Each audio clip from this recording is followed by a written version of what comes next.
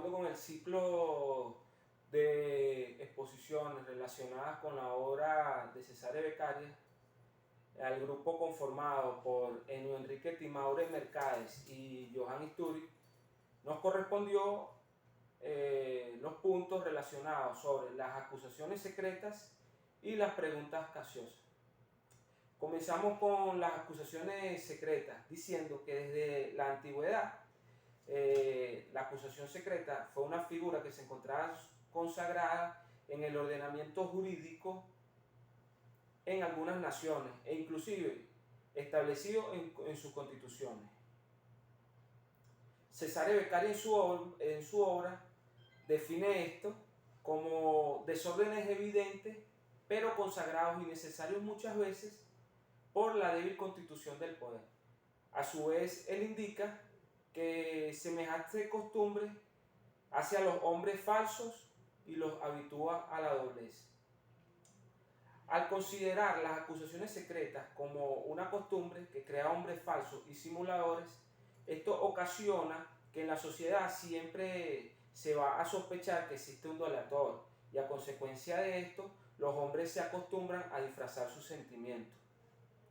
Beccaria se opone contundentemente ante esta figura y expresa en su libro lo siguiente: si hubiese que dictar nuevas leyes en algún ángulo olvidado del universo, antes que autorizar semejante costumbre, me temblaría la mano y tendría toda la posteridad ante mis ojos. También es importante recalcar que él en su obra, en relación a este tema, él cita al filósofo y jurista francés Montesquieu, y quien expresa que las acusaciones públicas son más conformes a la república, donde el bien público debería constituir la primera pasión de los ciudadanos, que la monarquía.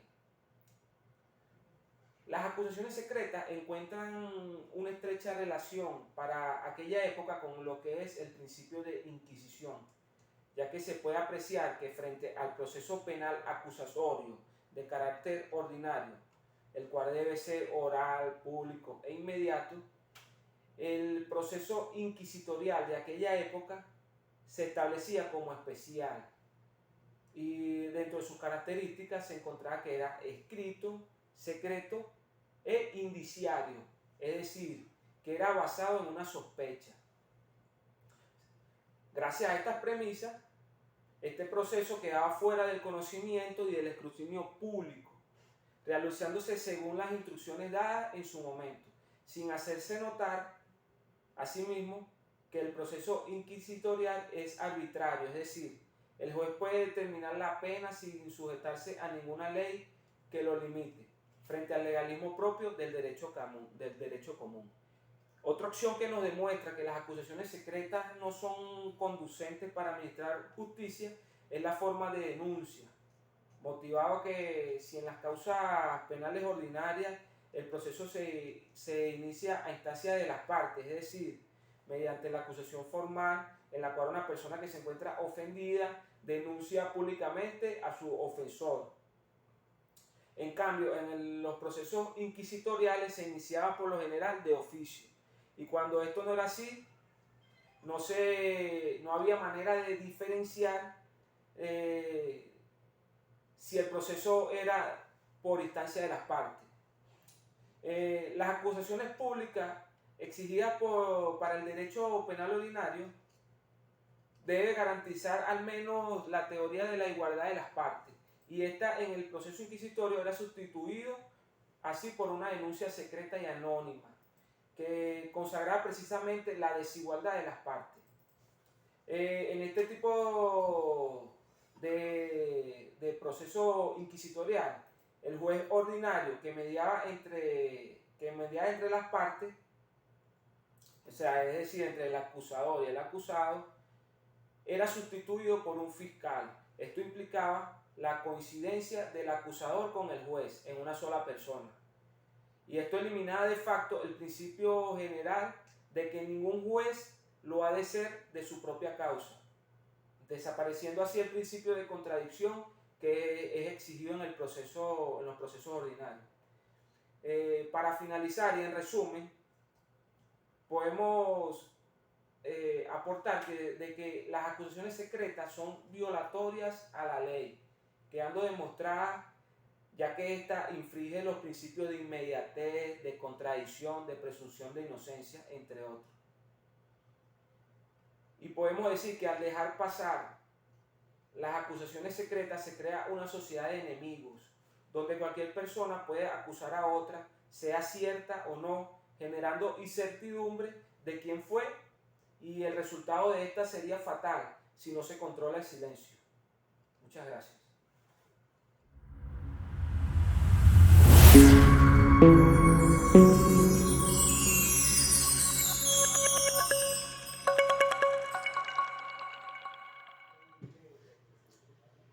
Buenas tardes, soy el alumno Ennio Timaure, continuando con la exposición la tarde de hoy.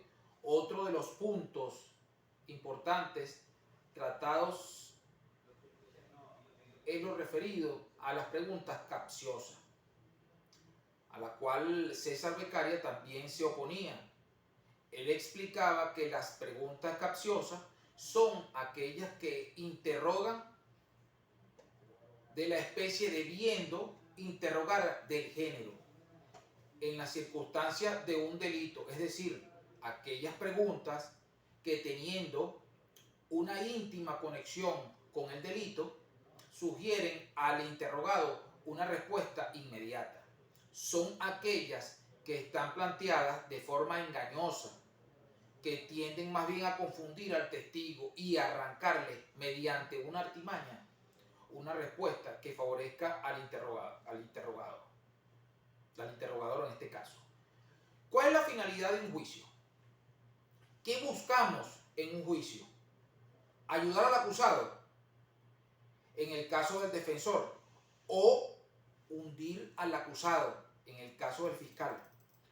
O se busca más bien determinar que esa persona es el autor del hecho punible que nos condujo al juicio.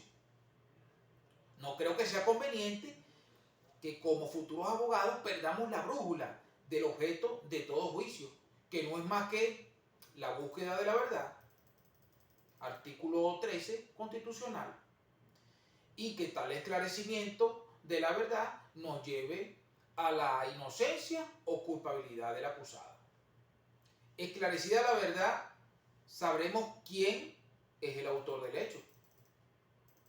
El estudio de la doctrina que nos deja Beccaria nos conduce a un adecuado comportamiento al momento de dirigir nuestras preguntas, bien sea al acusado, a la víctima, al testigo o al perito.